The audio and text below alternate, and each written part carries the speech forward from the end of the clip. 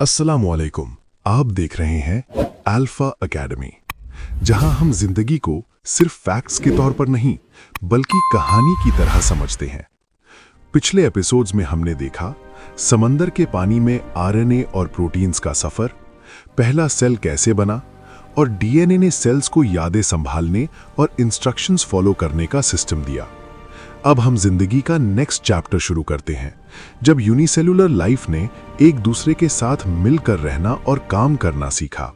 सोचिए, पहले हर सेल सिर्फ अपने लिए जिंदा रहता था, जैसे बैक्टीरिया, आर्किया और सिंगल सेल यूकैरियोट्स। ये सेल्स एनर्जी बनाते, डिवाइड करते और सरवाइव करते, लेकिन सब अकेले ही काम करते।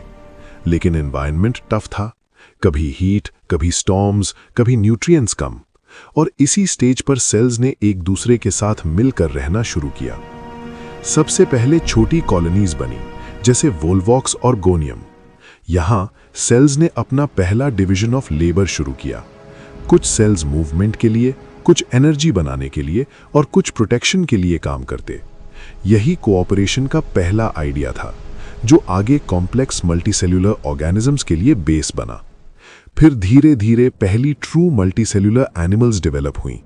स्पंजेस यानी पोरिफेरा, फिल्टर फीडिंग के लिए सेल्स कोऑपरेट करते, लेकिन ऑर्गन्स नहीं थे। नाइडेरिया यानी jellyfish, corals, simple nervous net, tentacles, movement और फूड कैप्चर का सिस्टम। धीरे धीरे स्पेशलाइजेशन और डिवीजन ऑफ लेबर और गहरा होता गया। सेल्स के अंदर अब अलग फंक्शंस डेवलप हुए, एनर्जी प्रोडक्शन, प्रोटेक्शन, रिप्रोडक्शन, और इस प्रोसेस ने पहले टिश्यू और ऑर्गन लाइक स्ट्रक्चर्स बनाए। फिर समंदर में वर्म्स और आर्थ्रोपॉड्स डेवलप हुए। पहला बाइलैटरल सिमेट्री और सेगमेंटेड बॉडी प्लान आया।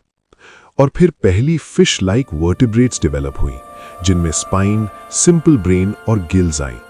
और इसी कोऑपरेशन और स्पेशलाइजेशन के जरिए समंदर का इकोसिस्टम कॉम्प्लेक्स होता गया। ऑर्गेनिजम्स एक दूसरे के साथ इंटरैक्ट करने लगे, predator prey systems, movement strategies और सर्वाइवल टैक्टिक्स। और अभी जिंदगी ने समंदर के अंदर कॉम्प्लेक्स मल्टीसेल्युलर स्ट्रक्चर्स बना लिए हैं, और फ्यूचर में ये जिंदगी धीरे धीरे लैंड पर अडैप्ट करने वाली है, जिसे हम अगले एपिसोड्स में डिटेल से देखेंगे। अगला एपिसोड हम देखेंगे जिंदगी का ओशन में और कॉम्प्लेक्स फेज, धीरे धीरे लैंड की तरफ मूवमेंट, पहले प्लांट्स और simple terrestrial animals. Alpha academy, जहां कहानी सिर्फ सुनाई नहीं जाती, समझाई जाती है।